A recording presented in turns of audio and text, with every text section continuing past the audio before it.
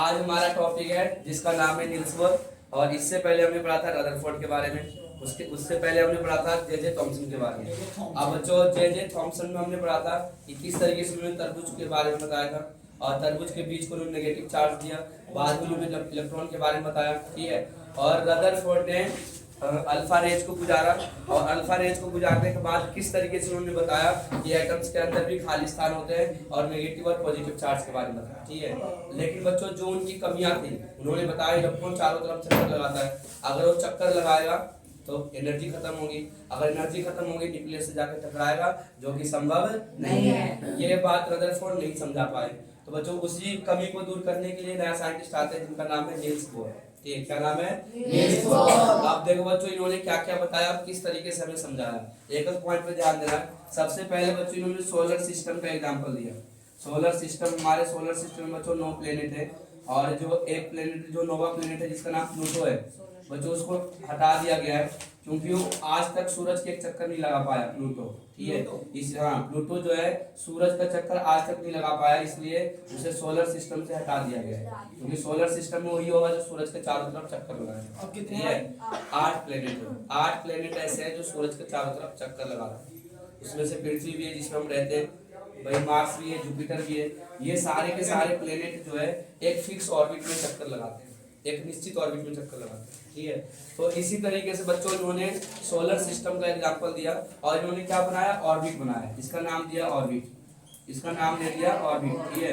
और बच्चों ऑर्बिट को सेल भी कहा जाता है और इस ऑर्बिट का बच्चों इन्होंने नाम दे दिया, इसका नाम दिया के, एल और एम और एन।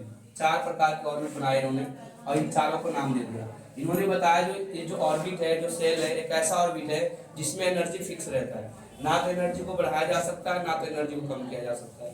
यानी कि इलेक्ट्रॉन जो है चारों तरफ चक्कर लगाता है, जैसे भाई रदरफोर्ड ने भी यही बताया था इलेक्ट्रॉन चारों तरफ चक्कर लगाता है, इन्होंने भी यही बताया कि इलेक्ट्रॉन सच में चारों तरफ चक्कर लगाता है लेकिन एक फिक्स ऑर्बिट में चक्कर लगाता है, एक ऐसा ऑर्बिट जिसमें एनर्जी कांस्टेंट होता है। कांस्टेंट का मतलब ना तो एनर्जी को बढ़ाया जा सकता है और ना तो एनर्जी को कम किया जा सकता है। तो एक फिक्स ऑर्बिट में जो इलेक्ट्रॉन चक्कर लगाता है चारों तरफ, यही बात रदरफोर्ड को बताना था लेकिन वो नहीं बता पाए। क्या बताना था कि भाई जो इलेक्ट्रॉन होता है फिक्स ऑर्बिट में चक्कर लगाता है, एक ऐसा ऑर्बिट जिसमें ना तो एनर्जी को बढ़ाया जा सकता है और ना तो एनर्जी को कम किया जा सकता है, ठीक है। और इस ऑर्बिट का नाम दे दिया के, एल, एम, एन। उसके बाद बच्चों इन्होंने एक रूल दिया कि कौन से ऑर्बिट में कितने इलेक्ट्रॉन होंगे, के ऑर्बिट में कितने इलेक्ट्रॉन होगा, एल में कितना होगा, एम में कितना होगा और एन में कितना होगा। इसलिए बच्चों इन्होंने एक नियम दिया 2n का स्क्वायर, 2n का स्क्वायर। n का मतलब होता है number of orbit, number of orbit का मतलब है कि भाई k में कितने इलेक्ट्रॉन है, l में कितने हैं, m में कितने और n में कितने हैं। अब जैसे बच्चों k जो पहले नंबर पे आ रहा है तो k बराबर हो गया 1 और बच्चों उसके बाद जो l है दूसरे नंबर पे आ रहा है, l बराबर हो गया 2। उसके बाद बच्चों m जो है तीसरे नंबर पे आ रहा है तो m बराबर 3 हो गया और n जो है चौथे नंबर पे आ रहा है तो n बराबर क्या हो गया 4, ठीक है। यदि कि जहाँ पे n है वहाँ पे क्या रखेंगे, 1 रखेंगे। ध्यान से देखते जाना बच्चों, 2 को 2 लिखा हमने, यहाँ पे हमारा क्या आ रहा है, n आ रहा है, n की जगह क्या रखना है, 1 रखना है, तो क्या हो जाएगा 1 का स्क्वायर हो जाएगा। अब ध्यान से देखते जाओ बच्चों, 1 का स्क्वायर कितना आ जाएगा, 1 आ जाएगा, 2 एकम 2 आ गया। यानी कि k ऑर्बिट में 2 इलेक्ट्रॉन आ सकते हैं, ठीक है, 2 से ज्यादा नहीं होंगे, 1 हो सकता है लेकिन 2 से ज्यादा कभी इलेक्ट्रॉन नहीं होंगे। मैक्सिमम 2 होगा इसके अंदर, मैक्सिमम कितना होगा 2, लेकिन 2 से ज्यादा नहीं होगा। अब इसमें बात करते हैं बच्चों 2 इंटू में n का स्क्वायर कितना हो जाएगा, 2 का स्क्वायर हो जाएगा, 2 इंटू में 2 का स्क्वायर कितना हो जाएगा, 4 हो जाएगा और 4 दूनी कितना हो जाएगा 8। यानी कि l ऑर्बिट में 8 इलेक्ट्रॉन होंगे, 8 से ज्यादा नहीं होंगे। 7 हो सकता है, 6 भी हो सकता है, 4 भी हो सकता है, 3 भी हो सकता है, 2 भी हो सकता है, 1 भी हो सकता है, लेकिन 8 से ज्यादा कभी नहीं हो सकता, ठीक है। उसके बाद बच्चों इसमें देखो ध्यान से, 2 इंटू में 3 का स्क्वायर हो जाएगा, 2 को 2 लिखेंगे और बच्चों 3 किया कितना हो जाएगा 9 हो जाएगा और 9 दूनी कितना हो जाएगा 18 हो जाएगा, 9 दूनी 18 हो जाएगा। यानी कि m में 18 इलेक्ट्रॉन हो सकता है लेकिन 18 से ज्यादा नहीं हो सकता। बच्चों ध्यान से सुनना है, लास्ट में पूछूंगा सबसे, ठीक है, लास्ट में मैं पूछूंगा तुम सबसे तुमने क्या सीखा और कितना तुम्हें समझ में आया, तो एक एक पॉइंट में ध्यान देते जाना, ठीक है। 18 से ज्यादा नहीं हो सकता लेकिन कम हो सकता है। उसके बाद बच्चों देखो इसमें क्या लिखेंगे, 2 इंटू में 4 का स्क्वायर, 4 का स्क्वायर कितना आ जाएगा 16 आ जाएगा और 16 दूनी कितना हो जाएगा 32। 32 से ज्यादा नहीं हो सकता, 32 से कम हो सकता है लेकिन 32 से ज्यादा नहीं हो सकता। ये बात हमें किसने बताया, नील्स बोर ने बताया, ठीक है। उसके बाद बच्चों ये बात और ध्यान रखना है, ये जो न्यूक्लियस है जिसे हम नाभिक कहते हैं, न्यूक्लियस जिसमें पॉजिटिव चार्ज होता है, इसके अंदर बच्चों दो प्रकार के पार्टिकल्स होते हैं, एक होता है प्रोटॉन जिसे P प्लस से दर्शाते हैं, और एक होता है बच्चों न्यूट्रॉन जिसे N जीरो से दर्शाते हैं। भाई प्रोटॉन उसे कहा जाता है जिसमें प्लस का चार्ज होता है, और इलेक्ट्रॉन उसे कहा जाता है जिसमें माइनस का चार्ज होता है, और न्यूट्रॉन उसे कहते हैं जिसमें ना तो प्लस का चार्ज होता है ना तो माइनस का चार्ज होता है, जीरो का चार्ज होता है। अब बच्चों ऐसा क्यों होता है देख लो, भाई जितने प्लस का चार्ज हो, जैसे मान लीजिए न्यूट्रॉन है, अगर मान लीजिए 4 प्लस का चार्ज है तो 4 माइनस का भी चार्ज होगा, और 4 से 4 क्या हो जाएगा, कट जाएगा, क्या बच जाएगा, जीरो बच जाएगा। इसलिए न्यूट्रॉन पे कोई चार्ज नहीं होता। प्रोटॉन और न्यूट्रॉन जो होता है न्यूक्लियस के अंदर होता है, नाभिक के अंदर होता है, और इलेक्ट्रॉन जो होता है चारों तरफ चक्कर लगाता है। और इन्होंने क्या बताया, इलेक्ट्रॉन जो है फिक्स ऑर्बिट में चक्कर लगाता है, एक ऐसा ऑर्बिट है जिसमें ना तो एनर्जी बढ़ाया जा सकता है ना तो एनर्जी को कम किया जा सकता है, इसलिए इलेक्ट्रॉन अपनी ऑर्बिट में घूमता रहता है। पहले कक्ष में कितने इलेक्ट्रॉन घूमेगा, 2 घूमेगा, दूसरे ऑर्बिट में कितने घूमेगा, 8 घूमेगा, तीसरे में कितना घूमेगा, 18 घूमेगा, और चौथे में कितना घूमेगा, 32 घूमेगा। समझ में आ गया। उसके बाद बच्चों इतने सारे इलेक्ट्रॉन है जो भरते नहीं है, इतने सारे इलेक्ट्रॉन है जो ऑर्बिट के अंदर फिल नहीं किया जाता, एक रूल दिया ऑक्टेट रूल। कौन सा रूल दिया, ऑक्टेट रूल। अब बच्चों ऑक्टेट रूल में ये बताया गया कि पहले में 2 इलेक्ट्रॉन, पहले में 2 इलेक्ट्रॉन, अब बाकी में 8 इलेक्ट्रॉन भरते हैं। ये बात मेरे बच्चों पहले भी बताया था तुम लोग को, पहले में 2 इलेक्ट्रॉन और बाकी में 8 इलेक्ट्रॉन भरते हैं, ये बात है जो ऑक्टेट रूल में बताया गया। अब बच्चों किस तरीके से भरते हैं देख लो, बस ये याद रखना इस रूल के अनुसार है जो कितना भरेंगे, 2 भरेंगे, 8 भरेंगे, 18 भरेंगे और 32 भरेंगे, 2n के स्क्वायर के अनुसार। लेकिन बच्चों जो हम चार्ज निकालते हैं, वैलेंसी निकालते हैं, वो इसके अनुसार निकालते हैं, पहले में 2 इलेक्ट्रॉन और बाकी में 8 इलेक्ट्रॉन भरते हैं, ना तो 8 से ज्यादा इलेक्ट्रॉन होना चाहिए और ना तो 8 से कम इलेक्ट्रॉन होना चाहिए। अब किस तरीके से भरते हैं बच्चों देख लो ध्यान से, मैं यहाँ पे बता देता हूँ। भाई टेस्ट तुम लोग लाओगे नहीं यार, ये सब काम किसका होता है, ट्यूशन के बच्चों का होता है, पता है तुम लोग को। चलो देख लो बच्चों, ध्यान से देखना। भाई ये बताओ सोडियम के एटॉमिक नंबर कितना होता है बच्चों, मैग्नीशियम का एटॉमिक नंबर कितना होता है, 12 होता है। एल्युमिनियम का कितना होता है, 13 होता है। अब बच्चों सिलिकॉन का कितना होता है, 14 होता है।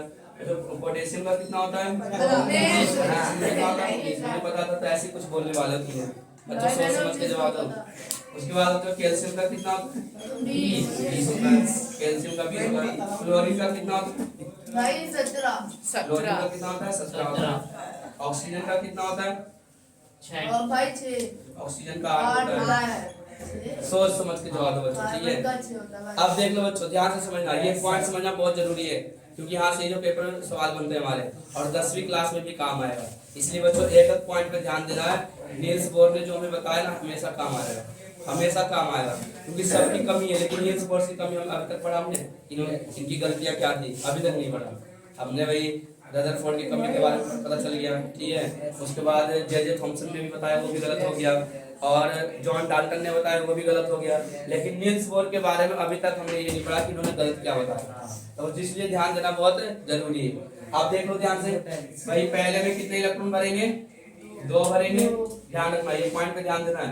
पहले में हमेशा कितने इलेक्ट्रॉन भरना है, 2 भरना है, अब बाकी में कितने भरने हैं, 8 भरना है। लेकिन ये बता 2 भर देंगे तो इसके पास कितना बचेगा, 9 बचेगा, तो दूसरे में कितना भरेंगे, 8 भरेंगे, लास्ट में कितना बच जाएगा, 1 बच जाएगा, 1 बच गया ना। 8 से अगर 8 भरे जा रहे हैं तो 8 भरना ही भरना है, 7 भर के यहाँ पे 2 मत भर देना, गलत हो जाएगा। भाई कहीं तुम दिमाग चलाओ यहाँ पे 6 भर के यहाँ 3 भर दिया, ऐसा नहीं होगा, पहले 8 भरा जाएगा और जो बचेगा वो आगे भरेंगे, अगर नहीं बचेगा तो नहीं भरेंगे, ठीक है। अब देखो बच्चे यहाँ पे देख लो, इसको देखो Mg का पहले में कितना भरेंगे, 2 भरेंगे, फिर कितना भरेंगे, 8 भरेंगे, बच कितना गया, 2 बच गया, 2 बच गया ना भाई। 8 2 10 और 2 कितना हो गए, 12 से ज्यादा भर नहीं सकते क्योंकि 12 है इसके पास, ठीक है। उसके बाद बच्चों एल्युमिनियम को देखो, 2 भरेंगे, कितना भरेंगे, 8 भरेंगे, कितना भरेंगे, 3 भरेंगे। उसके बाद बच्चों देखो सिलिकॉन का 2 भरेंगे, 8 भरेंगे, 4 भरेंगे। पोटेशियम का देखो बच्चों 2 8 9 8 और 1, 8 से ज्यादा नहीं भरना है, 8 से ज्यादा नहीं भरना है, ठीक है। इसको देख लो बच्चों 2 8 2 है ना, सुना रहा ना। उसके बाद देखो Cl का देख लो क्या भरेंगे, 2 भरेंगे, 8 भरेंगे, 7 बचेगा भाई, 7। उसके बाद किसे देख लो, शांत हो जाओ, 2 और 6, कोई प्रॉब्लम तो बताओ, सुन आ गया ना। यानी कि पहले में 2 इलेक्ट्रॉन भरते हैं और बाकी में 8 इलेक्ट्रॉन भरते हैं। अब बच्चों एक दो और एग्जांपल देता हूं मैं, देख लो। जैसे मैंने यहाँ पे आर्गन का एग्जांपल दिया। आर्गन का कितना होता है? 18 होता है। नियोन का कितना होता है बच्चों? 10 होता है। और हीलियम का कितना होता है? 2 होता है। हीलियम का कितना होता है? 2 होता है। ठीक है, अब बताओ जल्दी कितना भरेंगे? 2 भरेंगे, 8 भरेंगे, 8 भरेंगे। इसमें क्या भरेंगे? 2 भरेंगे, 8 भरेंगे। इसमें क्या भरेंगे? 2। के ऑर्बिट में कितने इलेक्ट्रॉन होते हैं? 2 होते हैं। के में कितने होते हैं? 2 होते हैं। बच्चों एक बात और ध्यान रखना, लास्ट में 8 इलेक्ट्रॉन होना चाहिए। लास्ट में कितना होना चाहिए? 8। अगर मान ले किसी के पास 8 से ज्यादा है तो लास्ट में 8 इलेक्ट्रॉन होना चाहिए। ठीक है, लास्ट में कितने इलेक्ट्रॉन होना चाहिए? 8 इलेक्ट्रॉन होना चाहिए। ना तो 8 से कम होना चाहिए, ना तो 8 से ज्यादा होना चाहिए। अगर 8 से ज्यादा रहा तो वो दे देगा, क्या दे देगा? इलेक्ट्रॉन दे देगा। अगर 8 से कम रहा तो इलेक्ट्रॉन ले लेगा। ठीक है, अब किस तरीके से देगा बच्चों, किस तरीके से लेगा देख लो। जैसे मान ली इसके लास्ट में कितने इलेक्ट्रॉन है? 1 इलेक्ट्रॉन है। भाई 1 इलेक्ट्रॉन ज्यादा है ना बच्चों, ज्यादा से ज्यादा 3 इलेक्ट्रॉन दे सकता है और ज्यादा से ज्यादा 3 इलेक्ट्रॉन ले सकता है। ठीक है, अगर लास्ट में 4 इलेक्ट्रॉन रहा तो 4 दे भी सकता है और 4 ले भी सकता है। लेकिन सिर्फ लेने की बात होगी तो 3 इलेक्ट्रॉन लेगा, और सिर्फ देने की बात होगी तो 3 इलेक्ट्रॉन दे देगा। समझ में आ गया? अब इसके लास्ट में कितने इलेक्ट्रॉन है? ये क्या करेगा? 1 इलेक्ट्रॉन दे देगा। 1 इलेक्ट्रॉन क्या करेगा? ये दे देगा। और बच्चों ये क्या करेगा? 2 इलेक्ट्रॉन दे देगा। दे देगा ना बच्चों, 6 ले नहीं सकता ना भाई, 6 इलेक्ट्रॉन लेने में ज्यादा एनर्जी खर्च होगी, इसलिए क्या करेगा? 2 इलेक्ट्रॉन है जो दे देगा। मैंने क्या बताया? ज्यादा से ज्यादा 3 इलेक्ट्रॉन ले सकते हैं बस, और ज्यादा से ज्यादा 3 इलेक्ट्रॉन दे सकते हैं। अगर लास्ट में 4 रहेगा, अगर लास्ट में 4 रहेगा तो ले भी सकता है और बंदा दे भी सकता है। और बच्चों ये कितने इलेक्ट्रॉन दे रहा है? 1 दे रहा है ना, इसलिए बच्चों सोडियम पे प्लस का साइन आ जाता है, Na प्लस का आ जाता है। ठीक है, Na प्लस का मतलब है कि 1 इलेक्ट्रॉन दे रहा है। ठीक है, Na प्लस का मतलब क्या है? 1 इलेक्ट्रॉन दे रहा है। अब बच्चों ये कितने इलेक्ट्रॉन दे रहा है?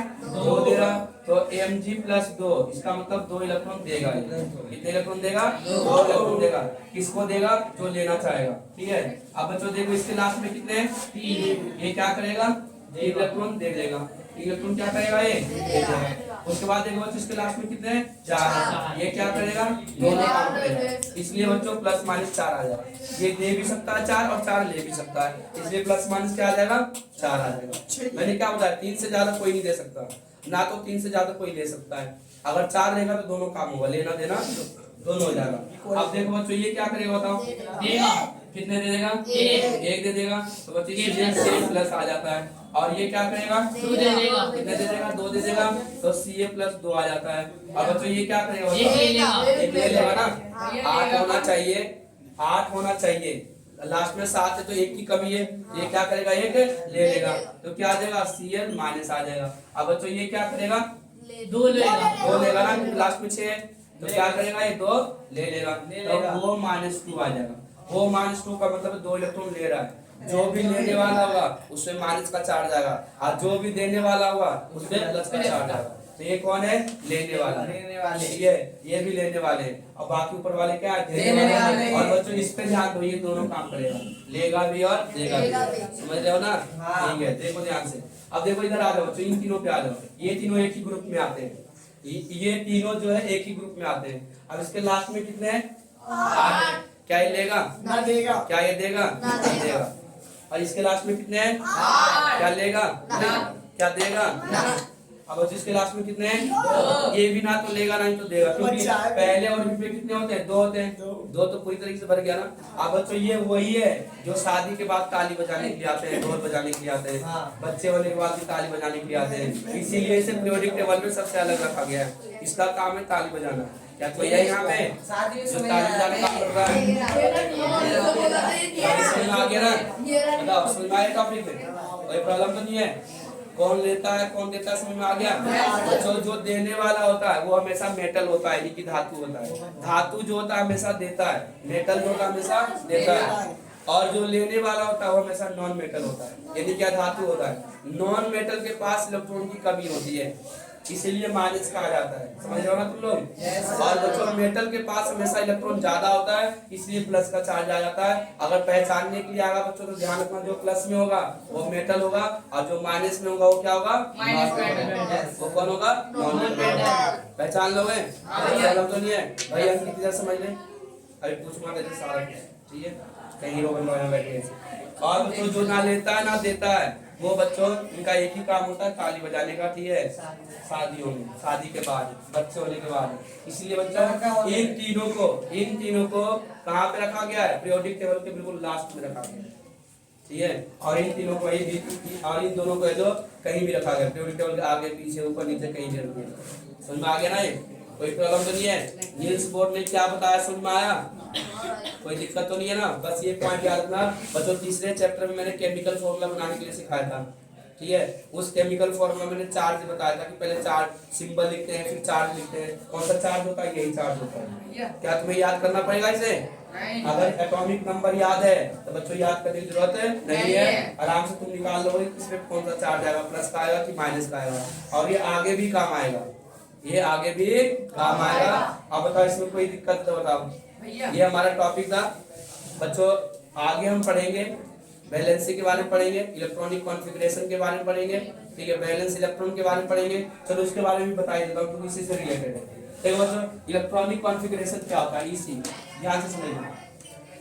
ईसी का मतलब होता है इलेक्ट्रॉनिक कॉन्फ़िगरेशन। और इलेक्ट्रॉनिक कॉन्फ़िगरेशन होता है क्या? जब हम इलेक्ट्रॉन को ऑर्बिट में भरते हैं, जब हम इलेक्ट्रॉन को ऑर्बिट में भरते हैं उसे इलेक्ट्रॉनिक कॉन्फ़िगरेशन कहते हैं। अब जैसे मैं अगर मान लिया पेपर में पूछ लिया कि मैग्नीशियम का इलेक्ट्रॉनिक कॉन्फ़िगरेशन लिखो, तो मैग्नीशियम के इलेक्ट्रॉन को क्या करना है? ऑर्बिट में भरना है। कैसे भरना है? पहले में 2 इलेक्ट्रॉन, फिर कितना आ जाएगा? 8 आ जाएगा, फिर 2 आ जाएगा। तो मैग्नीशियम का इलेक्ट्रॉनिक कॉन्फ़िगरेशन ये हो गया। अगर एल्युमिनियम का इलेक्ट्रॉनिक कॉन्फ़िगरेशन पूछ लिया तो क्या हो जाएगा? 2 8 3 हो जाएगा। अगर सिलिकॉन का पूछ लिया तो 2 4 4 हो जाएगा। अभी मैं कुछ देर बाद पूछूंगा भी, ठीक है, इसलिए ध्यान से सुनते जाना है। अगर पोटेशियम का इलेक्ट्रॉनिक कॉन्फ़िगरेशन पूछ लिया तो 2 8 8 1 हो जाएगा। अगर कैल्शियम का पूछेगा तो 2 8 8 2 हो जाएगा। अगर क्लोरीन का पूछेगा तो 2 8 7 हो जाएगा। ऑक्सीजन का पूछेगा तो 2 6। समझ में आ गया? यानी कि जब इलेक्ट्रॉन को ऑर्बिट में भरा जाता है तो उसी को कहते हैं इलेक्ट्रॉनिक कॉन्फ़िगरेशन। क्या कहते हैं उसे? Electronic configuration. जब भी इलेक्ट्रॉन को ऑर्बिट के अंदर भरा जाता है उसे क्या कहेंगे? इलेक्ट्रॉनिक कॉन्फ़िगरेशन कहेंगे। जैसे बच्चों आर्गन का क्या हो जाएगा? 2 8 8 हो जाएगा, ठीक है। और बच्चों नियोन का क्या हो जाएगा? 2 8। और हीलियम का क्या हो जाएगा? 2। ये क्या हमारा इलेक्ट्रॉनिक कॉन्फ़िगरेशन है। कोई प्रॉब्लम तो नहीं है? अब देख लो बच्चों, उसके बाद आता है वैलेंसी। वैलेंसी क्या होता है बच्चों? इसमें भी ध्यान दे लो। वैलेंसी होता क्या है बच्चों? वैलेंसी का मतलब होता है, भाई शांति से बैठ जाओ।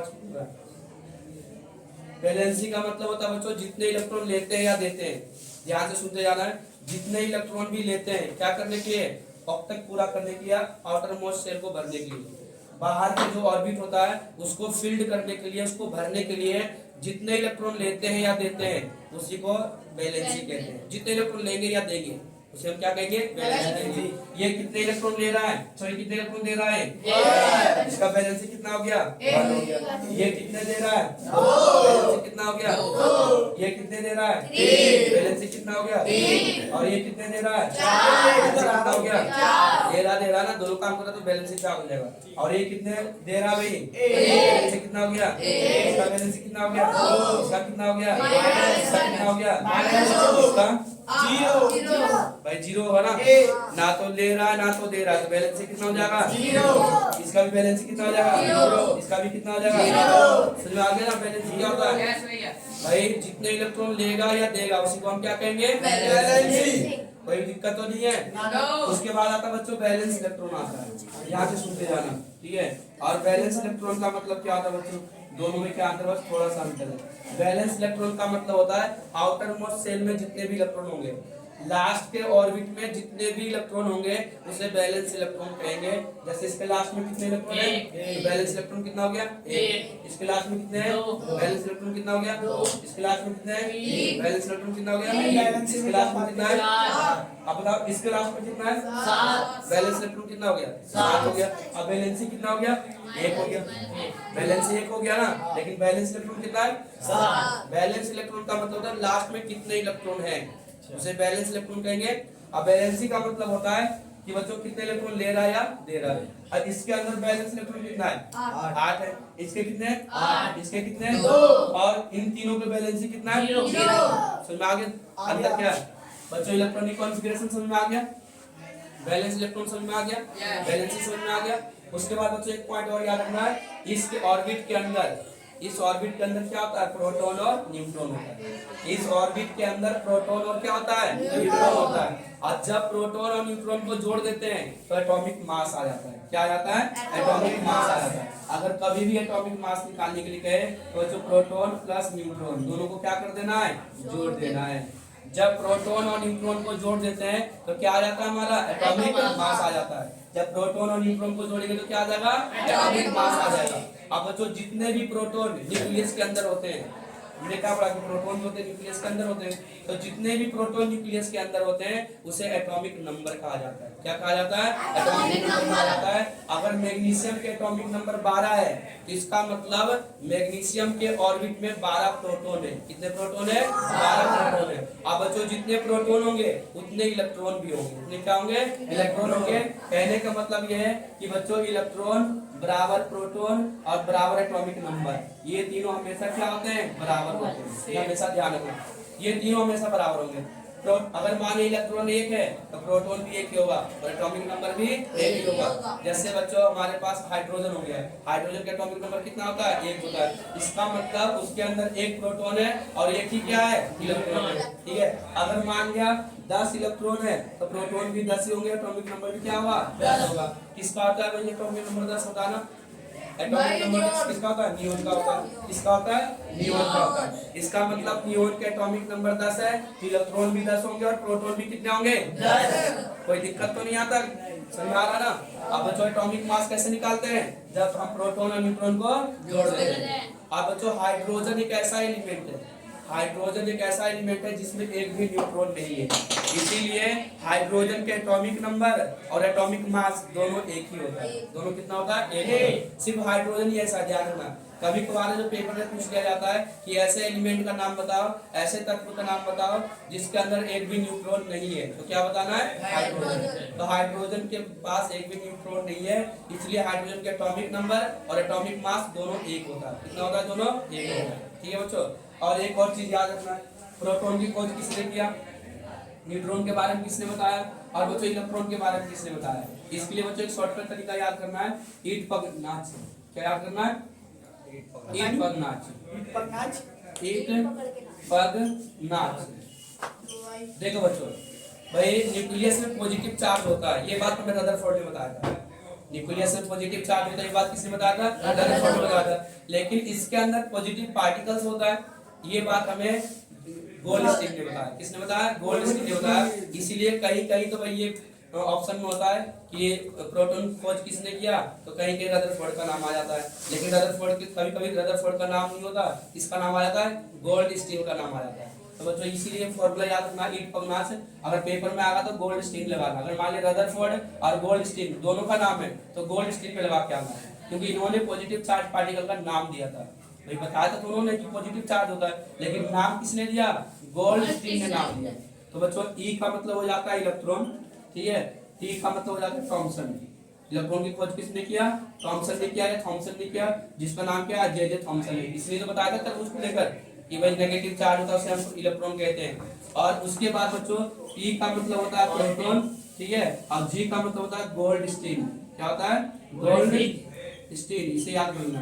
यानी कि प्रोटॉन के बारे में किसने बताया, गोल्डस्टीन ने बताया। और बच्चों एन का मतलब होता है न्यूट्रॉन, एन का मतलब क्या होता है, न्यूट्रॉन। और चा का मतलब होता है चैडविक, यानी कि न्यूट्रॉन के बारे में किसने बताया, चैडविक ने बताया। इसका नाम है जे चैडविक। क्या नाम है, जे चैडविक। इसका नाम है ई गोल्डस्टीन।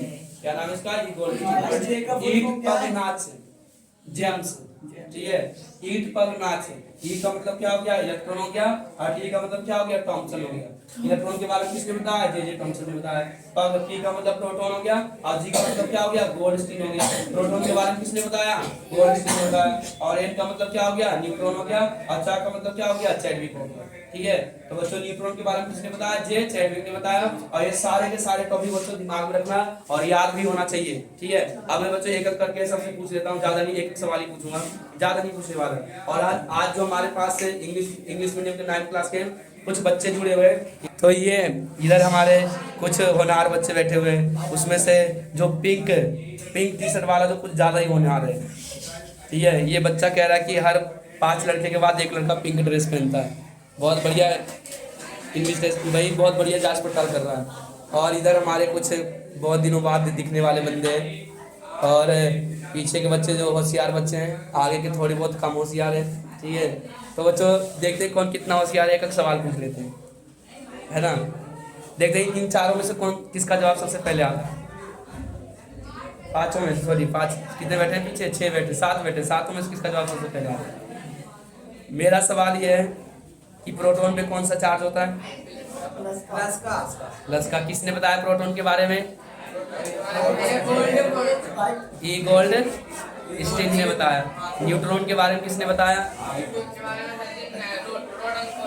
किसने बताया न्यूट्रॉन के बारे में। जे चैडविक ने बताया।